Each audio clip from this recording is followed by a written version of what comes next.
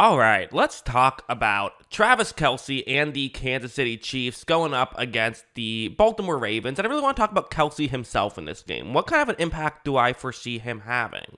If we go over to this chart right here, I think this is a really interesting thing to talk about is you see, several different categories. So how he performs versus man and how he performs versus zone. His yards per route ran against man is 1.55 and his PFF grade is 75, which is solid. That's not bad by any means, but it's nowhere near his fantastic 2.51 yards per route ran versus zone and his 87 passer rating, appropriately numbered there. Excuse me, PFF grade, not passer rating. But basically what all this is saying is that he's still been just as dominant as he ever has been versus zone this season, but his man coverage game and him being kind of a great one-on-one matchup no matter who he's going up against hasn't quite been the same this season. And I think that is interesting because the Ravens are a team who like to have one-on-one matchups. Like going over here, we'll talk about the 49ers game when they played against, George Kittle, who, listen, I don't know if anyone is Travis Kelce in his prime, right? But George Kittle,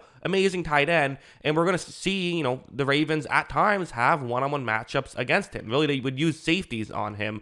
This is going to be Geno Stone, the safety for the Ravens. And again, it's a little bit different because for the Niners, I feel like, Deebo Samuel, Brandon Ayuk are a couple guys. Christian McCaffrey, obviously. There's so many different guys you have to look out for. The Chiefs, I like Rashee Rice, but definitely Travis Kelce is their number one option. So, in this game, they weren't necessarily putting their best matchup on him every time like they might be against Kansas City. But anyway, Geno Stone on George Kittle one-on-one. Watch as when Purdy takes the snap, you're going to see right here. So, again, you see that it looks like Kittle's maybe about to fake, but you can't tell exactly where he's going to go. But Stone can. Stone's already breaking in. Seems like Stone has read this really well.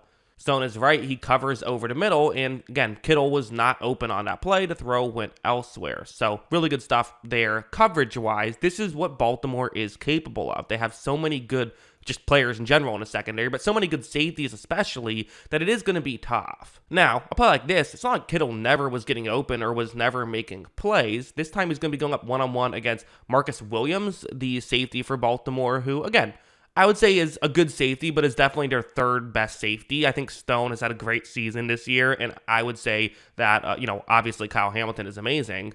Watch how on this play, though, when Purdy takes a snap and fires it in that direction, you see that Kittle on this one has been able to generate a good amount of space. So that's maybe, if they don't pay enough attention to Kelce, you could potentially get some of these, more favorable matchups. I do think Kelce would be able to win in those situations. Again, good throw.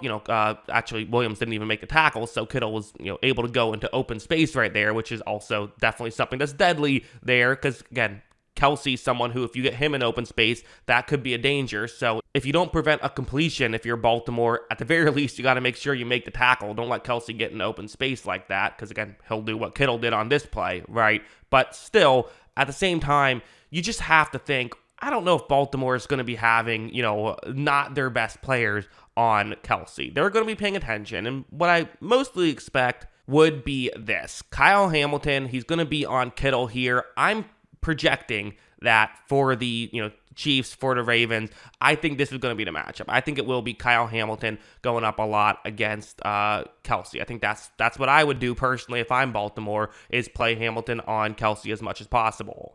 Now, Kyle Hamilton did have an injury not too long ago, but I don't know. He played, 49 snaps in the playoff game against the Texans, which was, every snap, I'm pretty sure, because that was tied for the most in that game. So it definitely, I'm expecting him to be fully healthy and be playing, and watch what he's going to do against Kittle here. Look at how when the play begins, you see Kittle's doing a good job of getting the inside leverage to where he wants it. That's definitely what he's going to try and do. That's what I could see Kelce trying to do, right? And this is what Kittle loves to do. This is what his kind of MO is get the leverage he wants and then cut to where he needs to be. However, here, not able to get a ton of separation on that play. Eventually, Kyle Hamilton does trip over Kittle's foot, so that's not ideal, but that was a very good play by Hamilton on that play. I should mention there was a flag thrown on that play, but it was not on Hamilton. It was on a different Ravens defensive back there. So, again, Kyle Hamilton trying to cover, Kelce.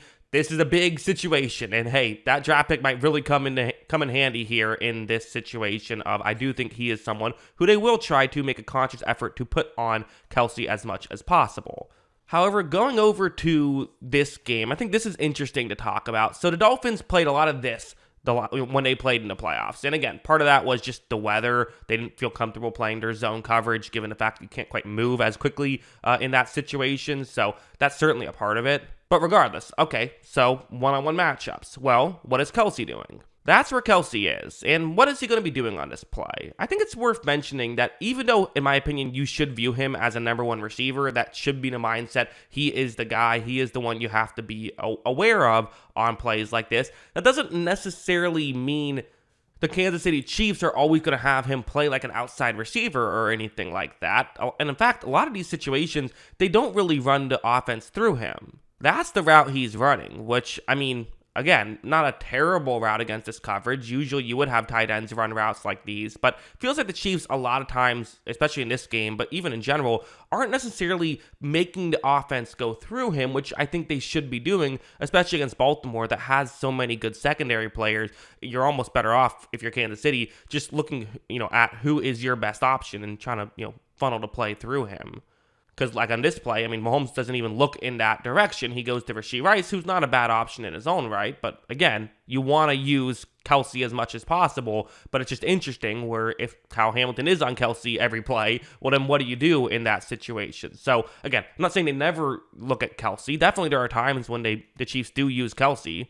Like a play like this is a 4th down and 4 situation, and this is the play that I do think Mahomes wants to look towards, is he is looking at Kelce. You see where Kelce is on the field. It is a one-on-one matchup. Okay, well, what happens? Watch as Mahomes takes a snap, and Kelce is just not open on this play, not really able to get open. Again, he's so good against zone. If that was zone, I'm convinced he would have been open. Mahomes would have hit him, and they would have gotten the first down. And Mahomes still scrambled and picked up yards that way. So it's not like they need Kelce to get open to be able to get down the field. But definitely it helps. And if the Ravens are running a coverage that Kelce isn't great at, and they have guys that match up well against Kelce, I mean, Kelce's just going to have to pick it up. Like, that's just what it comes down to, is he's going to have to play better than he has played this season against man coverage for the Chiefs to, I think, win this game. I do think that they need someone to be able to beat these coverages, and maybe that doesn't have to be Kelce, but again, if you're not having Kelce in this situation, you're not having a lot, and the Ravens do, I think, match up really well to take away Travis Kelce, which is, I think, just an interesting factor. But again, it's, a big player in a big game. You can never count him out, right? But yeah, those are kind of my thoughts on Travis Kelce, Kyle Hamilton, and the entire situation, which should be really fascinating. What do you think? Let me know in the comments below. What are your thoughts on all of this?